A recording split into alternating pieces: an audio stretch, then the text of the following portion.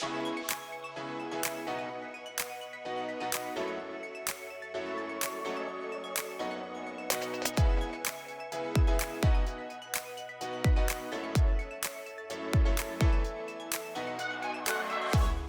back to minus 16. We're a little bit late, actually. As you know, we do this fortnightly. Normally it's Alex and I. Alex is super busy churning out videos by the hour, it seems, at the moment. So I'm joined once again by Hartley from MacRumors. Hartley, how are you doing? I'm very good, thank you, David. So we've been promising to get together for quite a time, and then this week I put out the clarion call to you. Said, Hartley, I need you. We need to talk iPhones. So I think pretty much for the next hour or so, I'm sure we've got enough to talk about for an hour covering iPhones. And I know that you were in the lucky position, as was I last weekend, to pick up an iPhone on release day, didn't you? You got an iPhone 15. Yes, I was lucky. But I think it really depends on what configuration you buy. Yeah. You know, I'm a big fan of the smaller Pro model iPhone, but it looks like if you're trying to get a Pro Max model, it definitely has been a little bit tougher this year. And it also, of course, depends on what storage configuration you buy, even where you're buying it from. There's been a lot more chaos around that this year if you're going to a third party. Oh, really? I didn't know that. Particularly in the UK with retailers like John Lewis or Tesco, and they've been cancelling orders. So people have been waiting for their.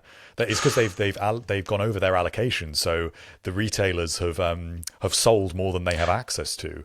So a lot of disappointed customers this year, I think. So how does Apple play that then? Because obviously they prioritise, I assume, their own website and their own stores here in the UK. And then the big retailers, such as John Lewis, Tesco that you just mentioned, they will try and get an allocation from Apple for that first period, will they? And they'll be given X thousand units. And if they get pre-ordered or sold, that's it. That's all they've got. Yeah, and it looks like either these retailers are not aware of exactly how many units they're getting, or they are aware and they just don't set a limit on how many pre-orders they can accept. Maybe they just don't have the infrastructure for it. But of course, what that means is that if you're upgrading through your contract, which is what's happened, say, with Tesco Mobile, your carrier simply may not have an upgrade available for you at the moment. So they cancel your order and then tell you to, go to the back of the queue. Wait and you might get it in 6 weeks. Yeah, like everyone else. How did you come? Did you buy yours on contract or did you buy it outright? No, direct to Apple. So I try to avoid all of the carrier panic or even the iPhone upgrade program. It's way simpler if you can just buy it outright. If you're someone that upgrades every year and you're passionate about this, that's really the best way to do it. Yeah, I took that. I almost thought it was like buying a house. Last year, for the first time ever, I bought my phone outright, and it was the first Pro that I'd ever owned as well. It was the 14 Pro. Just the 14 Pro, the 6.1 inch. And at the time I figured, well, at least that got me on the ladder then. I'm not sure if I'm going to sell it or not. I keep promising myself I'm going to sell it, but then you think, it's actually quite nice to have around for comparisons and so on. And still a really good camera to use, of course. But this year, last year I went to store to pick it up. This year I did it all online. So the event was on a Tuesday. Then Wednesday they had their pre-order day, didn't they, when you could put the phone in the basket? Yes. And I'm assuming you probably did the same thing. I usually don't bother with that, actually, because I find that it's a little bit unreliable. And sometimes people then go into the store and it's not in their basket at all. So, and then that itself causes a panic. So I rather just go straight in, put it straight in the basket, as long as you know what you want. You're a wise man. I thought I was going to get ahead of the curve. So I put it in the basket on the Wednesday, ready and waiting, went back on the Friday. The site crashed for me. By the time the site came back up, I think I wanted the same colours. You've got the natural titanium, haven't you? Yes, that's definitely the most popular this year. Yes, I can see that. And that's the colour I'd originally chosen. But by the time the site came back up, that had gone. So then I ended up with the white titanium, which the one big benefit of it is no fingerprints. Yeah, that was my second choice. But I get the white iPhone every year, and I thought this year I'll have just a little bit of a change. And what storage config did you go for? 256, which is a bit more than I need, but 128 isn't quite enough. So, there's no real middle ground there. So 256 is fine. It's never very nice when you get those warnings saying you've run out of storage space. So for the extra £100, I think fine. Well, last year I pushed out so much money on that phone because I went for a terabyte of storage. Now, don't hold me up to ransom on that one. There was a reason behind it. At that stage, I didn't have this Canon to record on. So when I bought this phone, the idea was it was going to be doing all of my YouTube videos. I was buying it for the camera. And then within about 4 or 5 weeks of buying that, I bought the camera off of Alex anyway. So I never used all that. And obviously I got the terabyte for the storage that goes with it. But I never really used it for that capacity anyway. And this year I looked at the phone just before ordering the new one. I'd only used 80 gigs. So 256 is plenty. And let's just, I mean, there's probably some people going to be watching this podcast who maybe haven't picked their phone up, or as you say, they're waiting for a carrier to come through. Let's try and talk through the complete process so people have got an idea how smooth it is. Because I found this year the whole handing over process easier than ever before. Now, I've heard there were certain issues, weren't there, if you were doing it via a Mac or PC? I'm not familiar with those issues, but you did have to install an update before you could move your data from one device to another. Apple pushed out like an over-the-night update to try and address that. But no, I agree. It was really smooth. Years ago, so straightforward. It was a bother years ago, and it would fail, or you'd finally get into the phone, but then nothing would be correctly installed, and you'd have to try again.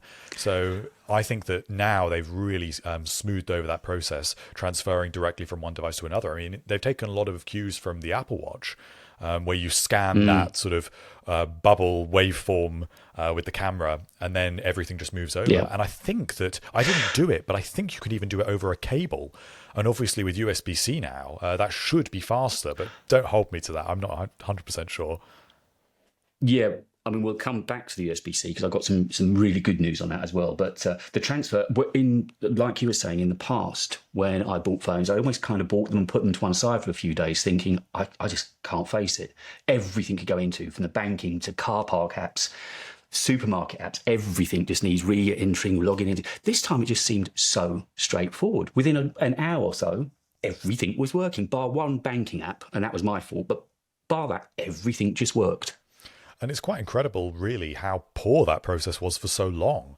The best example, I think, is actually the Apple Watch itself, because years ago, you had to unpair your Apple Watch, completely wipe it, and then repair it to your new device, and then restore from a backup. So you always had to unpair and repair, whereas now it just smoothly moves it over. So it's much better. Yeah, I never used to enjoy the process of getting a new phone purely because of that setup. But honestly, if you're still waiting to pick your phone up this year, the iPhone 15 is smoother than ever. Now, one of the issues that I've read a lot on Twitter over this last couple of days is overheating. Now, I haven't had any issue with that at all. And I've used mine quite heavily, even on the setup day when, of course, I had to do an OS update, all the apps had to download. And I did record a 10-minute video on it that night as well for my members newsletter. I didn't have any heat issues at all. How about yours? I have noticed that it seems to be running hotter than my iPhone 14 Pro was. And I assume there is something to it, because I think most people have noticed, at least in the initial days, some element of being extra heat. But now, even though I've got the device in a case now, I'm not noticing it so much. So I wonder if it was just in the initial days where there's a lot of background processes going on, that there is that extra heat. Of course, titanium doesn't conduct heat as well as aluminium, and I think it even may conduct heat worse than stainless steel. It's a more insulating metal. So I wonder if, combined with some of the other changes, like the black glass being removable to make it more repairable, if all of this has had the effect of meaning that it's just slightly less efficient. Yeah, I mean, as I say, I've been very lucky. And there's a couple of people I know on Twitter this morning saying, I'm having big issues. And I kept checking mine out. And so far, I've been ever so lucky. And you mentioned the titanium there. In the run-up to 15 coming out, I was very, very jaundiced. I had a wave of apathy.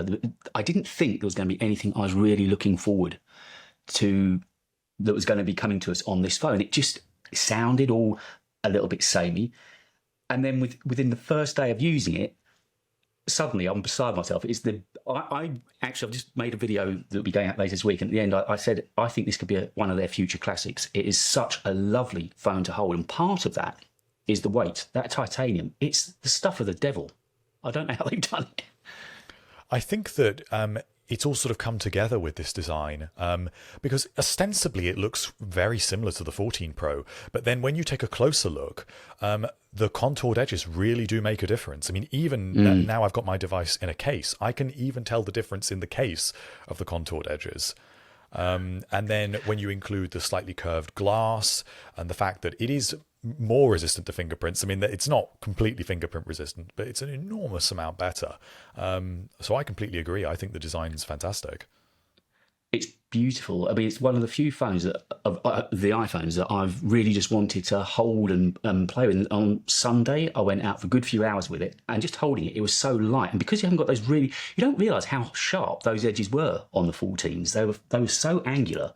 Now with this, as you say, with this rounded off edge to the screen, it almost has that idea that the screen's floating around the edge. And it's the sum of all the little details they've done this year, which seem to make the phone so beautiful to hold and use. There's no one big thing. It's all the small things that have come together. It's been my take on it so far. Yes, and the only thing I suppose that concerns me a little bit is where do they go from here?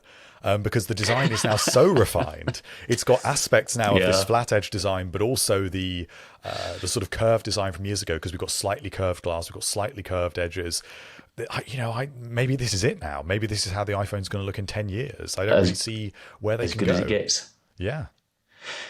Because with that titanium, what surprised me is it's such a small band. It's 5 or 6 millimeters wide, and yet it seems to have made such a difference. And it's one of those weird things. Although clearly the Pro Max I've got there is heavier by about 10 grams, it feels lighter than the iPhone 14. I don't know if because the 14 is more compact, it's more brick dimension. It's I can't believe the difference at titanium. I just hope that it doesn't have that problem that you said with being a problem with heat, because it's going to hold the heat more. I didn't realise that it wasn't as a cooler metal. Well, I think that there's a few things that have gone on there beyond titanium as well, because they've also made they've designed a completely new aluminium chassis that is under that titanium. The titanium is more like a coating on the top, and of course that's way lighter than stainless steel. But this entire internal structure is also considerably lighter. And one of the more interesting little changes, which I've read about, is an inertia change. So the center of gravity of the device is believed to be slightly different, and that gives you a sense of it being lighter, even if it isn't actually lighter. That's exactly what it is then, because there's this notion when you pick it up, it just somehow it feels so light. Because you've got the Pro Max as well, haven't you? No, I just have the smaller Pro, but it's still really noticeable to me, because I always felt that the 14 Pro, I like the stainless steel, even if it got loads of fingerprints on it, but it was just too heavy. It was beyond that sort of acceptable threshold for weight, whereas now I feel like this is okay. I would like it a bit lighter, but I think it's okay. And it sort of goes to that fact that you can never please everybody with everything all the time. Although I've got a lighter phone now, and overall I would take that. The thing I liked about the 14, because it was heavy, it felt this is really premium. This is special. This is a professional phone. Now, this feels like, I think, have they lost something? It doesn't feel quite as upper end as it used to do, which is just me being ridiculously picky, because overall, let's face it, you're always going to take light and usable over a heavy phone that had sharp edges every day of the week. And a moment ago, you mentioned the reverse glass, which we know part of their whole drive towards being carbon neutral by 2030. The back glass is cheaper and easier to remove, and one of the side points of that, I feel, is when you feel the back of the phones, you can hear it's almost off the surface. The old phone, I'm sure the glass was closer to whatever was behind it. And I'm wondering if that's part of what's making it so easy to repair now, because it's not bonded or attached to anything. It just feels that one was much, much tighter feel to it on the back. So I don't know if there's something. I haven't looked at any of the teardowns. I'm sure there's plenty online, but the construction of the back of the phone feels slightly different. No, that's exactly what it is. Previously, with iPhone repairs, everything had to be accessed through the front. So if you wanted to replace any of the components, you had to take the display off, and then everything was sort of layered in and sandwiched in, and everything had to come out that way.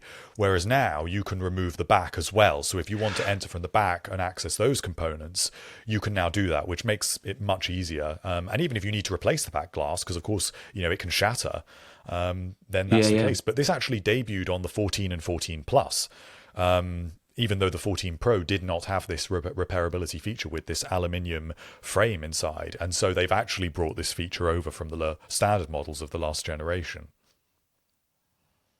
And we will be hung to slaughter if we don't mention the bezels as well, because everybody loves talking bezels. And I don't know if I'm alone. Until I started doing this, writing and making videos about Apple gear, I didn't realise what a hot topic bezels were. They never worried me. I don't know if I'm alone in that, but they just never worried me. Suddenly now, everything is all about the bezels, be it on the studio display, on the iMacs, the chin on the iMacs, and of course the bezels on the phone. But this year, these bezels are super slim, which again ties into that rounded edge and the design of the glass, doesn't it? It all goes towards this feeling of slimness. Yeah, I think it's really noticeable.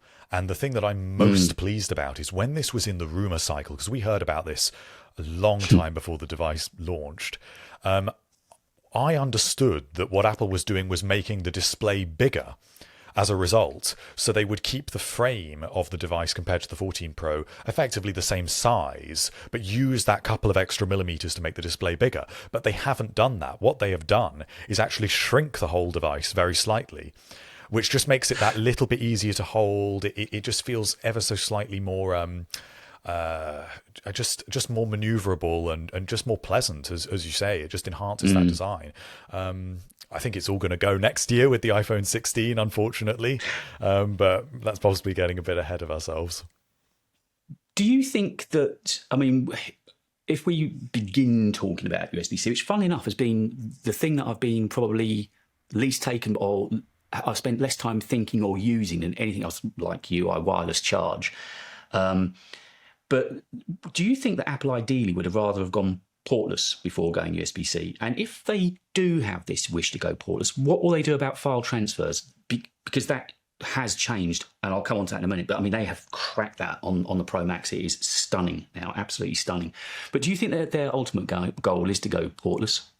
I think it was. I think if we'd had an insight into what Apple was discussing 5 or 10 years ago, I think that absolutely would have been the case. Now, I'm not so sure. And I think that the advantages of data transfer over a wired connection for professional applications, which is clearly what they're targeting with the Pro models, the ability to shoot ProRAW and immediately transfer that using professional image capture applications to a Mac, they can't really take that away without providing a wireless solution. So I think that maybe long term, that's what they're aiming for in 10 years, 15 years. But I don't think that's remotely on the horizon for now, because they can still go to Thunderbolt. They can put a Thunderbolt 5 port on this now. Yeah.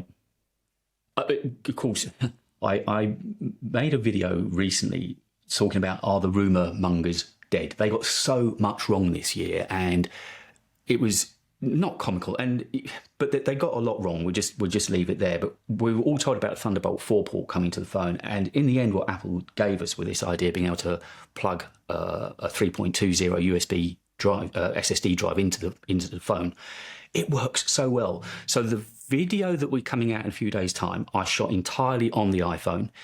I spoke for about 25 minutes in ProRes 4K 24 FPS. It was an 85 gig file, and it was straight on the SD, and it transferred over in about 2 minutes. It was so 85 gigs in 2 minutes. It was so easy to use. Last year when I tried to do it via the Lightning cable, and the only way I could work out to do it was via image capture, it took about 45 minutes to 50 minutes, 2 minutes.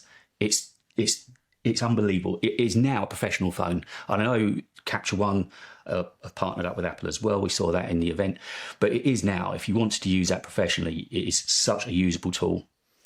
I will say that AirDrop has got a lot better with iOS 17, and it even to me seems to be better with the iPhone 15 Pro compared to the 14 Pro.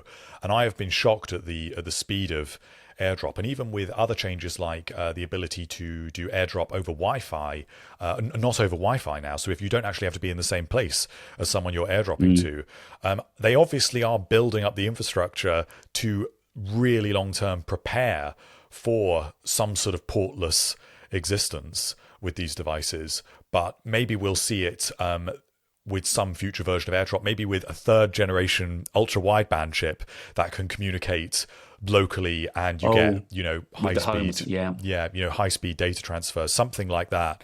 But who knows? I don't think it's going anywhere anytime soon. I watching the event when they said about the SSD, I couldn't work out quite how it was going to work, and I wondered if you'd have to configure something or if it'd be quite complicated and convoluted. But it really isn't. Have you tried it yet? No, I haven't. It's so simple. You simply plug in. I bought a Samsung T7 SSD because it was the correct data transfers for the phone. So I spent quite a lot of time checking I was getting the right drive for it because I wanted to maximise the workflow. And it just says on the bottom of the screen SSD, and it just records straight to it. So it's not taking up any storage on your phone. It's not like you need to remember to delete it off the phone at all. You don't have to transfer it from the phone. It's just directly on the drive. It's so good. It's better than Thunderbolt 4 would have been. It is so quick. Yes, you have to buy yourself the right drive to really maximise it. But honestly, if you're thinking of using the phone for video work, heavy video, I would say 85 gigs in 2 minutes. I mean, that's, I didn't have time to make a coffee. It's so quick. It just blew me away. It was the cherry on the cake. I'd been enjoying the phone anyway, and then I'd taken a decision. I thought I should shoot this week's video on the iPhone in log. And it was just a joy, an absolute joy to work with. So that'll be out later in the week. What about battery life? How are you finding that in the first few days? The same as my 14 Pro, I suppose, which is not very good. But we weren't expecting battery life improvements with this device. Well, I suppose I won't say we weren't expecting it, because I think in the rumor cycle we were a little bit. And especially with the A17 going to 3 nanometer, I think we were rightly expecting some sort of efficiency improvements that would have resulted in better battery life. That hasn't happened, and I certainly haven't experienced better battery life. What about you? No, I've had good and bad days. The first day when I was setting it up, I mean, out of the box, I think it comes about 70-75%. And that day it did all of the transfer of my data and apps, app updates, iOS updates, and recorded a 10-minute video. And when I left here, it still had about 40% on, 35%. So I did a lot of work. And I thought, we're away with the races. I thought that they've sorted it. But in the intervening days, I've had good days and bad days. Today it's a lot better. I haven't had on a charger since this morning, and it's still got 75% on. Now, this is something, you're responsible for something, and you don't know this. You are responsible for me flicking my battery to 80% maximum charging. Why have I done that? Other than the fact I saw you say it on Twitter, so I figured it must be true. Other than being a lemming and following like a sheep, why have I done that? Explain that to us. So it's not for everyone, but the advantage of doing this is that it just causes less wear and tear on your battery, because when batteries are fully charged, it causes them to degrade faster. So if you limit the battery capacity to 80%, you're putting less wear on your battery, and therefore your battery health is more likely to be preserved. Now, I will say if you upgrade every year, it probably doesn't matter so much. But it depends on your use case. So for me, the reason why I turned it on, even though I probably will upgrade next year, is because I'm charging my device all day. I charge it on my desk. I charge it overnight. It's so rare that it's off a charger that it would seem silly to allow it to go up to 100%. If I go out for the day, then I'll turn that setting off. I wish you could access it in shortcuts, as a matter of fact. But it really it's only if, say, you charged a lot, or if you are thinking of keeping your device for 3 years and you really want to preserve that battery. Right, I'm with you. Yep, makes sense. And that's all. I know they're very different battery units, but it's almost the same with cars, isn't it? They have this sweet spot of charging, sort of from 75-85% down to 20% or something. That's the range they seem to like to work in. And from what you're saying, that's similar with the batteries we've got in iPhone. Yeah, that's definitely the case. And it's because we've reached a limit on what Apple can do with the battery technology at this point. The next big upgrade we have to look forward to is stacked battery technology, which is actually the sort of technology that's used in EVs, which gets more capacity out of the same size of battery. But the main thing that will lead to best battery life is making the device bigger, which of course is what's going to happen next year. Oh, yes, that's right. I heard the devices are going up to 6.9, aren't they? Yeah, so it'll go from 6.9? 6.1 to 6.3 and 6.7 to 6.9. So quite a bit bigger. Yeah, sizable. And that's because they need more space for internal components and battery life and things like this Tetra Prism camera coming down to the slightly smaller Pro. And how much playtime have you had with the cameras on the phone so far? Because of course, if you've got the 15 Pro, you haven't got the tetraprism, have you? No, I don't. And almost all the hardware is exactly the same. It's the software Yeah. features that are different. So it's things like next generation portraits, smart HDR5. I mean, I quite like playing around with the next generation portraits, but I can't say I've really noticed anything that different because the hardware is ultimately the same. There's things like you get a different anti-reflective coating on all the lenses now, but I don't know if that really makes a difference. I can't really see it just in the few days I've had so far. And it sounds suspiciously like I'm stalking on Twitter. Miss you. I do have a life. I don't spend all my time reading your tweets. But you put up one that made me smile last night saying, does anybody actually still use photographic styles?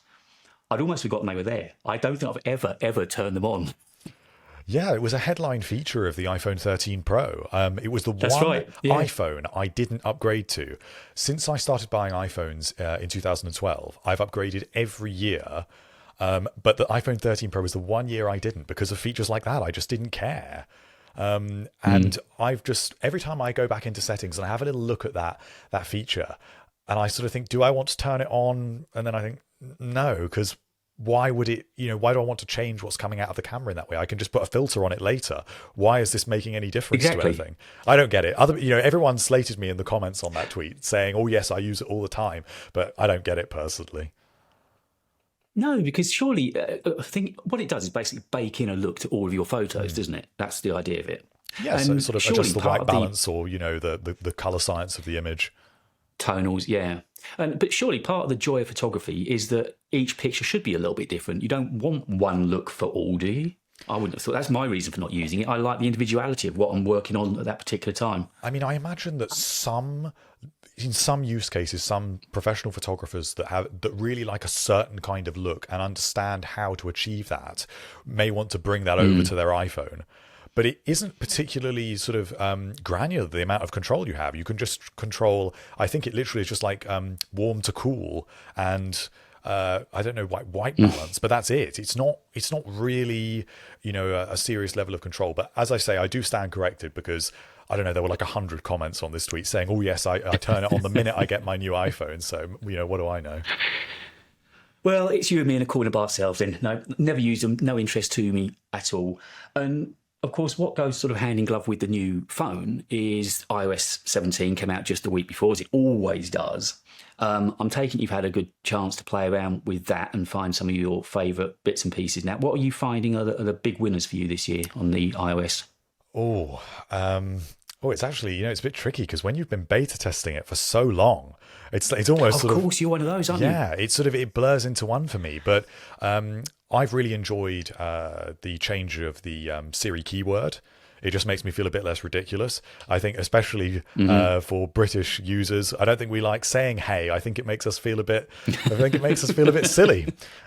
So I've enjoyed the fact that I can feel a bit more dignified when I want to use Siri. I quite like interactive widgets. It's useful for things like reminders. But iOS 17's been a relatively incremental update. WatchOS 10 I'm really excited about, but iOS 17 I keep finding, as you know, iPads I'm not an iPad user. The predictive text in iMessage now, I love the way it comes up in grey, but it's so much more accurate. It's trying to finish your sentence. It's not just one word. It's finishing off whole sentences for you, isn't it? 2 or 3 little words. That I think is a real winner for me. Yeah, I love that. That's a great feature, and that's ultimately AI powered. So we are seeing Apple taking advantage of artificial intelligence in small ways now, even if they're not actually saying that they are. That's what's behind that feature. Yeah, that's a really good one. Yeah, and the more I've used it, the more it picks up my vernacular. It knows the words that I tend to use most regularly, and it's becoming not faultless, but it's really not bad. And the suggestions it's coming up with, 9 times out of 10, are probably the words I was going to use anyway. So it really is beginning to learn. I thought I'd use the nightstand more than I have. And I guess possibly because, like you, it's charged all day long anyway.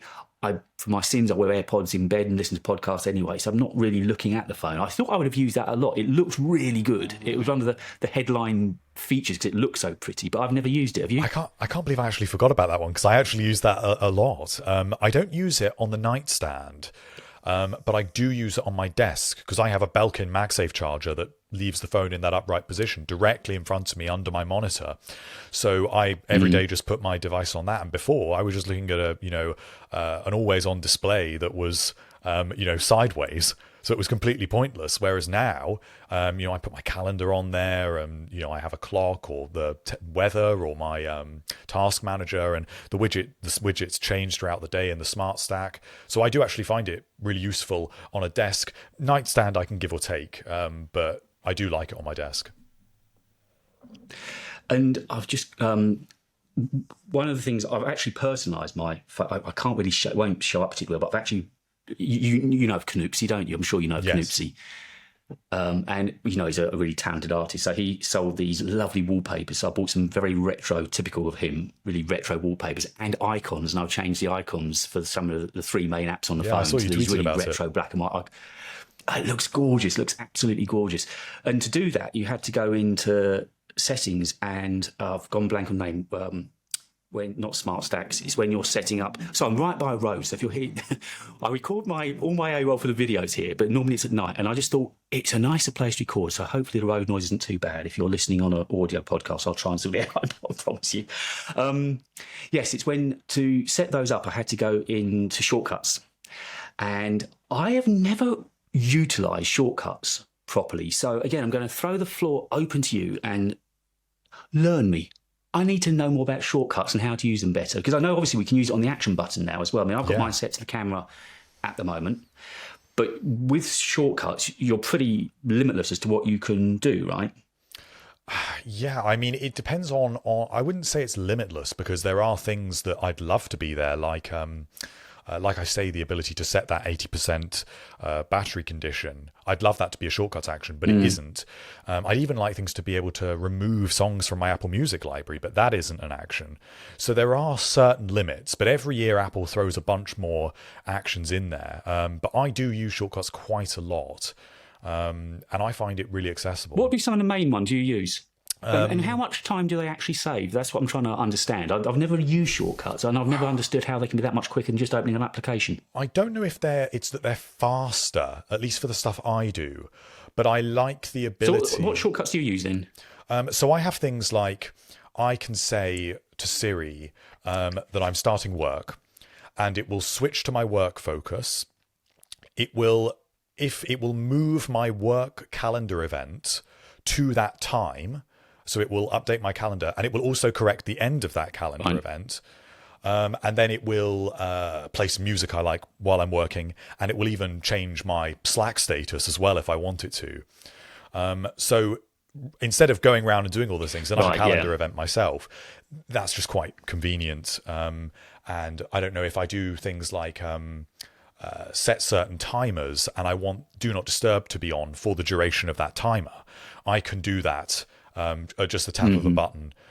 So, I don't do anything particularly complicated, but I do find them useful. And I like it more as a control panel to let me do multiple things at once rather than do, super complicated things or to save me opening an app. Because, of course, there are certain shortcuts that Apple give you as presets, as ones to get started, and then you can go in and build your own. I mean, with those icons that I did yesterday for Safari, for telephone and mail, I had to go into shortcuts, find the app, and then I had to rename the app and add the command open app up to it, and that's kind of what makes it work. But it was my first little look into shortcuts. It kind of got me interested, because the nerd that I am, I want to use them. And I'm thinking what you just said there, perhaps the fact that I work alone, well, I do work alone all the time, and I don't have to collaborate with, obviously you with MacRumors, you're working with a team of people around the world, and that needs more cohesion, doesn't it? It needs more, your time needs to be better managed than mine, whereas I can pretty much do what I want when I want. You've got to work with other colleagues as well, so I'm guessing shortcuts would help you there, particularly with the work modes, as you were saying. To some extent, but I don't know, I just like tinkering. I just like tinkering with these things. And I quite like sort of coming up with pointless, productivity solutions. So if I can find a way to create a shortcut that will move certain tasks in my task manager to the evening, and then if I miss those tasks the next day in the middle of the night, it will run automatically to then move those tasks to the morning. I quite like all that stuff. I mean, That's a rolling it's on. very time consuming, but yeah, it's just a bit of fun if you like tinkering. Oh, talk about time consuming. Yesterday, it must have taken. Obviously, putting the wallpapers on was dead easy. Putting those icons on was not straightforward, and it took me time. And I was sitting there thinking, "There's stuff I should be doing." And I thought I was excuse myself by saying, "No, I'm making a video later, and I need those icons on the phone so I can take a video because it's all part of what I worked into the video." So I needed to do it, but man alive, it wasn't very straightforward. I need to lose the will to live by about 45 minutes into it, but it's done now. And it's like anything. Once I've done the first one, the other two were dead straightforward and easy to do. So if you need to set your icons up, I can remember it, just let me know and I'll try to help. Now, you mentioned watch, and I quite agree with you. The watch, I was looking at the workout app, for instance, now, and when you finish a workout, like an outdoor walk or something, whereas before it was quite a manual in the whole user face, the whole UI is so much cleaner now. And the smart stacks are fantastic. The amount of information you can get to, weather is being the obvious one, but you can just get to so much so quickly now, can't you? The whole watch face is now actually usable.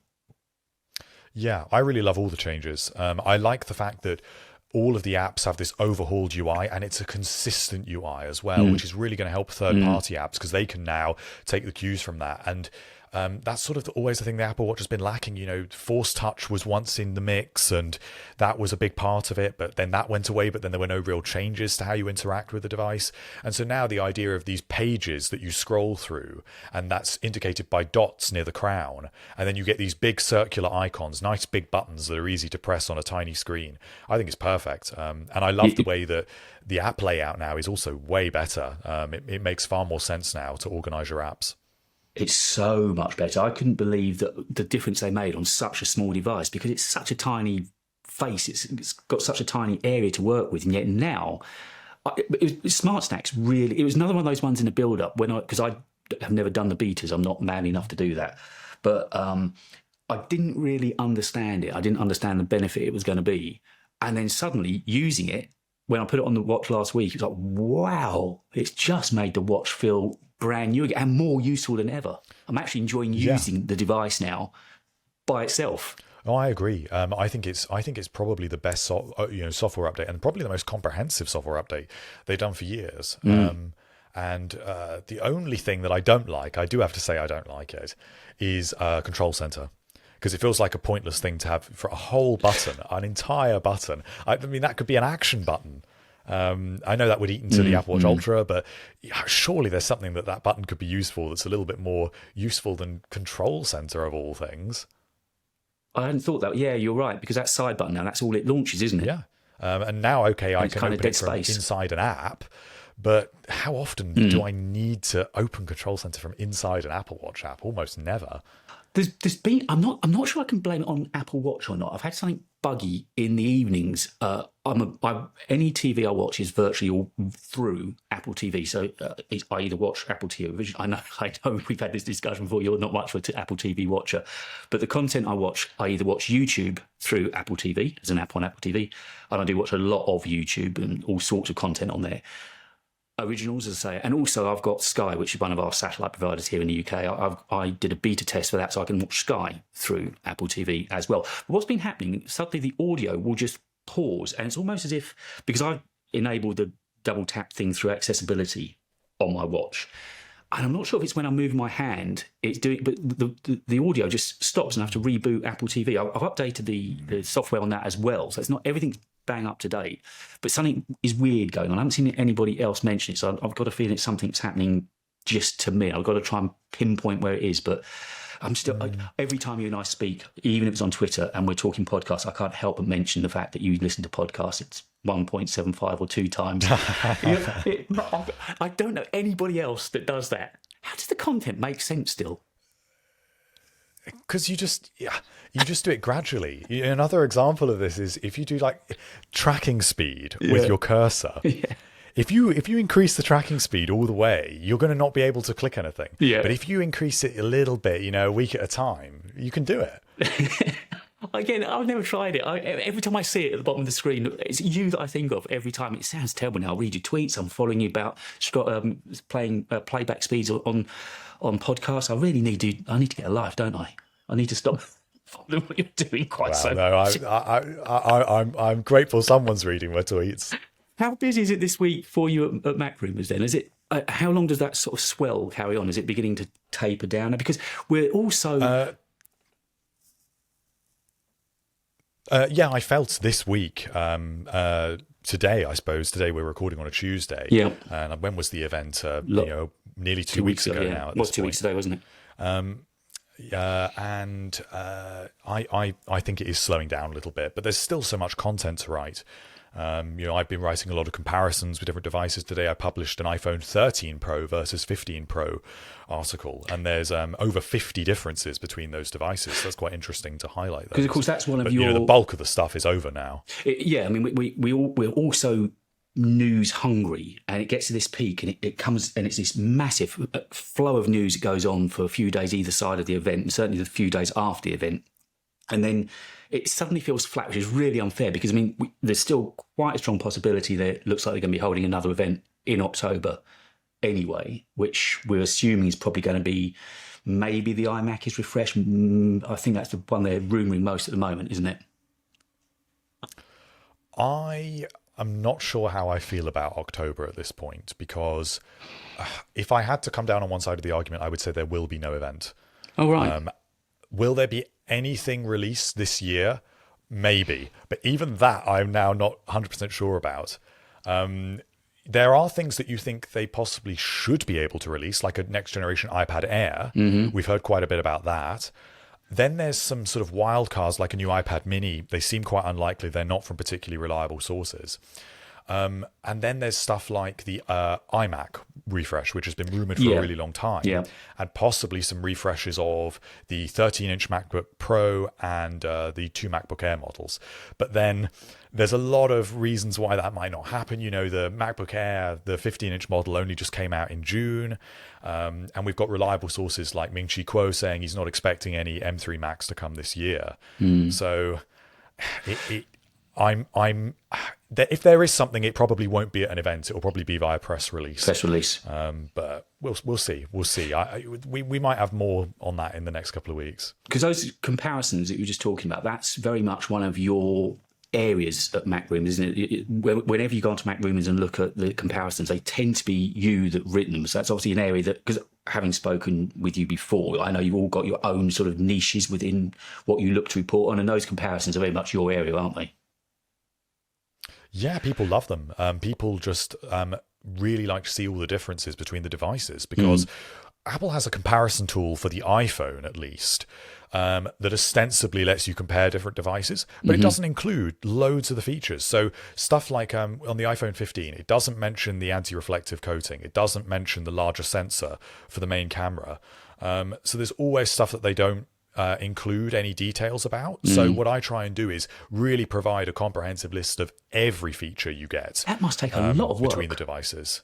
A lot of work. It doesn't take that long, because what you do is you combine what Apple do tell you in the comparison table with what they mention in the press release that isn't in the comparison table, right? And then what they mention in the event. And then obviously when the tidbits start to come out in the subsequent days, so stuff like the USB-C support for external displays, when it comes to things like the 80% battery thing we were talking about, that didn't come out until about a week later. So then I add all of that stuff as well, and then you've got it, and you get a really good sense of all the differences. And so they tend to be really popular throughout the year. They're always a winner for page views and interest. So yeah, that's one of the main things I dig into after the event. But the thing that's so good about them from sort of our point of view is it just makes everything so black and white. You can just go into there, look at it, and everything's laid out for you just in a column view, and you can see, right, I'm not getting that, I'm getting that, blah, blah, blah, blah. And it's just so easy to read through and see what the benefits would be of upgrading and what are the main benefits I'm going to get by switching to a new phone or so on. So I think I can absolutely see why they're as popular as they are, because they're really useful to read, really useful to read. I do always get slated in the comments for my conclusions, I will say, because what happens is if I say oh, this is a really big upgrade, you should upgrade, then I get comments saying, oh, you're shilling for Apple. But if I say it's not a big upgrade, you shouldn't get a new device, they say, but this is a huge upgrade. You and I both know that we're in the wrong area, because lovely people that we write for, make videos for, make content for, and I count both of us amongst them, we are geeks. And the problem with geeks is you say one thing and you make one tiny little mistake, and you can be sure that you're going to get picked up on it. And I mean, what you were talking about there clearly was opinions, but even so, it's one of those things, we tread a fine line, because people are just waiting for us to make a mistake. And the minute you do, and I try to go back and fact check things as best I can, but the speed you don't seem to make many mistakes, but the speed we turn content out at, I don't know. Errors do slip through, don't they? They're bound to. Oh, they always do. They always do. That's why, as much as I don't really like to read the comment section all the time, if the comment's not particularly nice, it's always worth reading, because people will, just in a friendly way, point out that you've got something wrong. And it happens. I mean, when I'm trawling through over 50 new features for the iPhone 15 Pro, I might get the f-stop wrong on one of the cameras or something. And they'll pick up on it. It happens. Yeah, of course they will. Of course they will. I actually had a little play. You were talking about the portrait mode there with the f-stops and so on. I did have a play with that at the weekend, and that is fantastic, isn't it? It was so clever the way you can alter the focal point after the fact. It's amazingly good. Yeah, I love that. And it's actually a photography feature that I know I'll use. This other stuff like recording in log, I would have used it years ago. I don't really do any video production anymore. So these things, I think they're nice, but I'm not going to use them. But this I will use, because I mainly use my iPhone in portrait mode all the time. Even if I'm taking a picture of, not necessarily a person, but just an object or a pet or whatever. I love portrait mode. Yeah, so do I. I always have done. So this is really one of those features that I really feel is one of the ones for me. Because I took a couple of photos on Sunday, and as I was taking it was very much with that in mind. I had a person very much in centre focus, but I then played around with it in the evening on some trees just to one side of him. And it was just amazing how quick and easy it was to do. It was so good to use. One of my favourite features I found using the phone, and I need to spend more time with the cameras. I haven't spent enough time with them. And I agree with what you said about log. I mean, I won't use it all the time. I just felt that this week it was an experiment worth doing, as much as anything, to see how that file transfer was. And that's something I haven't seen anybody really mention yet, but it's just so good. But I need to spend more time with the cameras for sure. What's the new iPad OS been like? Has that improved things for you at all? Stage Manger any more useful yet, or? It's Stage Manger's better, but I have to say I've sort of given up on the iPad at this point. I wouldn't want to be without one, because I enjoy it as an addition to my Mac, and I do use it every day for work. But it is what I do is I have it to the right hand side of my monitor, and I split screen my task manager and my music, and then I just like the album artwork up there. I can just skip tracks. It's really easy, but that is not it's not a pro thing. If I ever I watch a film in bed or I'm traveling, then that's when I use it. But I don't do any work on my iPad. For years I've wanted to believe that I can, but I'm just sort of over it at this point. Yeah, I don't think it's going to happen. Just use your Mac; it's better at it. Yeah. I like a desktop. I like files. I like drag and drop. I'm old school, and certainly the kind of work I do, which majority is video or audio editing, you need that screen size. And again, I know they bought Final Cut and Logic to iPad this year, and I've never been a Logic or Final Cut user. I'm an Adobe person, so it didn't really help me either which way. But the people I've spoken to that tried it, it was like the opinion was almost, well, yeah, we can do it, but just because we can doesn't mean we want to or would. Dan doesn't edit your podcast on the iPad, does he? No, I don't think he's been very impressed with Final Cut or Logic. For someone that complained for years saying that's what I want, I don't think he actually uses it at all now. He does make me laugh, does Dan. You and him have got a great podcast going on. It's such a good double act, and it's just his languid, laid-back way of thinking, nah, that can wait. Nothing seems to really ruffle them, does it? So that's Dan. And since we last spoke, of course, also you and the MacRumors team all went over to the States. Wasn't that back in June time? Yeah, that was May. That's the first time the whole team was there. Was Because it I a know big, there'd been some meetups before, and obviously COVID was in between. But yeah, so was it was it every a single big person. anniversary? Was it 20 years or something? Wasn't it some anniversary we're marking? No, we weren't marking any sort of anniversary. The MacRumors 20th anniversary was in 2020. Right. So that was a few years ago now. But yeah, it was because initially we were saying, shall we go out to San Jose for WWDC? But then we were saying, well, it's such a busy time of year, we can't really enjoy ourselves at the same time. So why don't we do the enjoying ourselves bit earlier in the year when it's quieter in May, because May's always a pretty quiet year, and obviously there was no March event this year. Yep. It's been a quiet year for Apple release as a whole, so yeah, we thought well, we'd rather go to Disneyland. It's a no-brainer, isn't it? Really, go to work, go to WWDC or Disneyland. I don't know which one I would have chosen. And I'm guessing easy one. Other than Dan, who you see every week, I'm guessing that's the first time you'd actually met the rest of the team, right? I'd met my editor-in-chief, Eric, who keeps everything running behind the scenes all day, every day. You don't see his name in a lot of articles, but he's behind everything that goes on. So I had met him when he was over in London last year, but I hadn't actually met anyone else because, of course, we're all so far apart. Even my colleague Tim, who's in the UK, he's up in Edinburgh. Oh, so yeah. That he's not very easy for me to meet up with either. Yeah, so that's the way it works. It's that's part of the reason it's so successful, because you are also spread out. There's always somebody available to get the news as it's breaking and get it up on the site. So, but you're saying you're now beginning to feel that it's just quietening down a little bit. Is that now when you'll start to really get into the weeds of the devices and start to go through the comparisons and begin to really pull apart all of the details? Now the headlines have gone and the need to get content out quickly presumably now gives you the time just to calmly go through things, right? To some extent, although I'll be honest, what my approach is, and I think the approach for a lot of us is, what's next?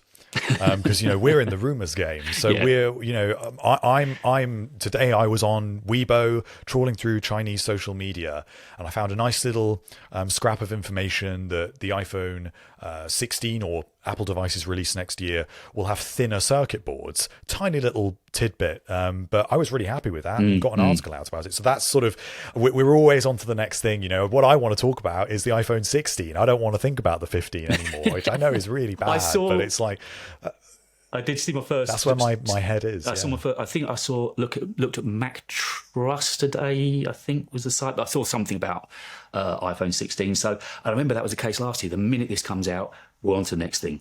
It's time to move on. So, and people get annoyed with us because when we publish, say, something about iPhone 16, in the week of the iPhone 15 launch, all the comments every year is always, hang on, I've only just ordered my iPhone 15. Let me enjoy this. But, some people like it because if you're wondering whether to make the jump this year or next, if you have a sense of what's coming next year, it is important to remember that not everyone is upgrading this year. No. And some people are holding out for the 16. So if you want to know whether it's worth it, there is that information out there now. And we do have a fairly good sense of what to expect already with the iPhone 16. I hate to say it, but we do. Go on in, lay it out for us, give it to us, what we expect, and give us some headlines on the 16. Okay. So we're expecting bigger displays for the Pro models, which we mentioned. Yeah, so the devices will be bigger. We are expecting the smaller Pro to get that Tetra Prism 5X camera. We are expecting the A18 chip, but in the standard models, the A17 will be a different chip. It will be specially designed for the standard models to cut costs, actually. And we are expecting a new button on the other side of the device, a capacitive button, something called at the moment internally a capture button. Now, we're not quite sure what it does. I've heard some things that it might relate to peak and pop functionality, but we just don't know. But obviously, Apple's interested in new buttons. We're expecting it to be capacitive. It will be a haptic button, and maybe the action button will also be going haptic. So that's just some of the stuff. There are other things. Camera improvements, of course. Many of the cameras from the from the 14 Pro on the slightly smaller Pro model are the same on the 15 Pro, as I mentioned. Finally seeing some improvements there, maybe a bigger sensor, some of Sony's newer sensor technology. There's always more. And I don't know if it's just me, but I know that the new Pro, so the 17 Pro we've got in the Pro phones is supposed to be quicker, but the 14 wasn't exactly sluggish. I can't notice any difference in speed. I don't know about you. I don't play games on it. I know that's a whole thing they've unearthed, but games just aren't my thing. But I haven't noticed any difference in speed, really, have you? No, I've noticed no differences at all. But I'm fascinated by what's happened with Apple's chips. This is sort of my weird niche. I just love talking about this stuff because I don't think it really worked out how Apple wanted it to this year. And in what way? We were expecting, because what they've given us in the A17 was what they originally wanted the A16 to be. And everything fell through. So this new GPU was originally designed for the A16, and the A16 was originally supposed to be 3 nanometer. Even the 3 nanometer process they are using is not the widely used 3 nanometer. It's like a prototype version, which is why they are going to use a different process for the standard models A17 next year. That's why it's A17 Pro. That's what the Pro name means. It means that next year there's going to be a different A17 that is made in a completely different way. And it's just because they're a year behind with their chip technology. So you mentioned that the displays are going to be bigger next year and the nomenclature of the chip name itself. Do you think there's going to be an Ultra next year then? Because that was one of the rumours that was going around this year, wasn't it? The Pro Max was going to be the Ultra. So with those new screens, does that fit in with the whole idea of there being an Ultra? Maybe. I mean, it's been a while since we've heard about this.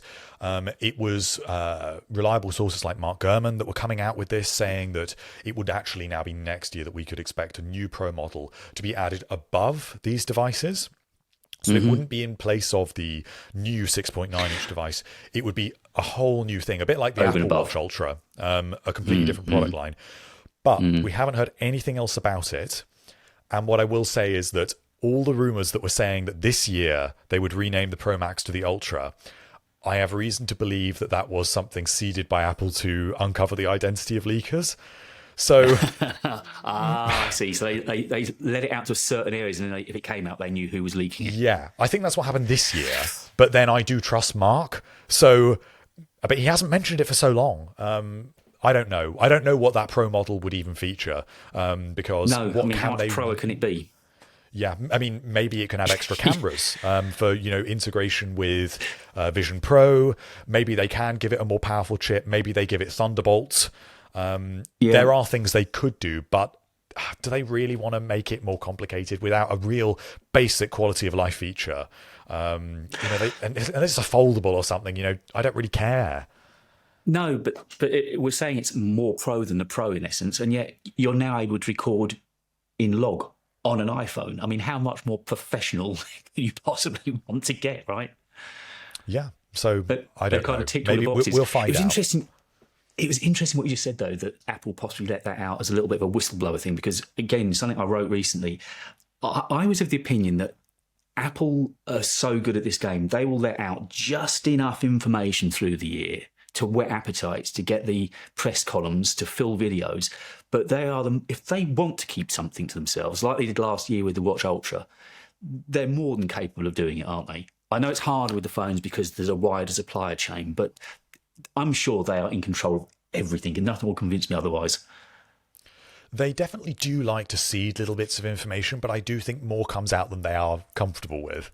You think? Yeah, quite a lot more. I mean, they do they do initiate litigation often enough over it. Right. So I assume that, for example, when there's like Apple Car stuff or stuff related to the headset beforehand, and they get very litigious.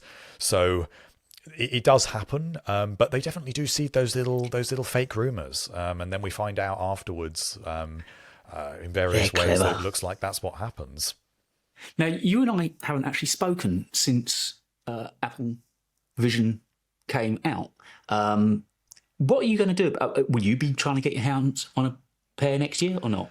I mean, I don't think I'd love to, but the money, it's just so much money.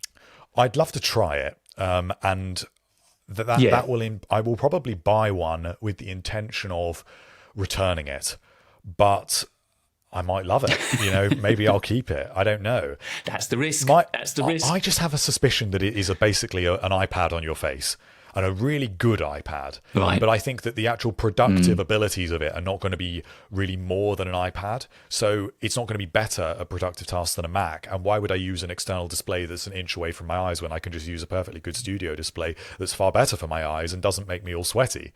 So, I want to try it, but we'll see. Oddly, you're not on their avatar. You haven't got a strapline on their adverts, have you? No. Why are you something that makes me sweaty? By Hartley Charlton, MacRumors. No, I mean, I'm intrigued by it. As you know, I wrote a lot about it, made a lot of videos about it because I've teamed up with Marcus early in the year. I was deeply impressed by it, and I'm really excited about the roads and routes they're opening up and the possibilities that are going to be coming on from it. But I just don't know if it's for me right now. And of course, we're not even getting, they still haven't had a release date. They said early 2024, which we know is only the States and Canada, I think. Yeah, so that's where it's starting. And it probably will be a little while before it still comes over to us. And you'll need to be fitted for it in an Apple store.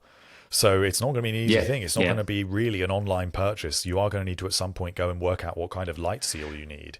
So the whole thing's pretty complicated. And by then we'll have M3 and we will be wondering, why do I want to buy an M2 device when I'm buying my M3 Mac? Wait for the second generation is probably the policy for a lot of us. And before letting you go, Apple Battersea, what a lovely store. It's for people outside of London and UK. They opened a flagship store in London, in an old power station. Hartley's written about it, I know, but it's a beautiful store, isn't it? It's a lovely store. I went to Apple Store, Regent Street, the week before last.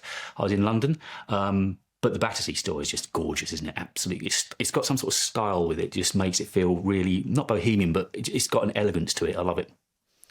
And it's this new style of Apple Store. So eventually we should see all of the stores in the UK, even the dingiest, worst ones, should eventually take some cues from that store with that sort of modular design with these wooden panels that slot in the displays and they can change them around through the year. They brought the Genius Bar back.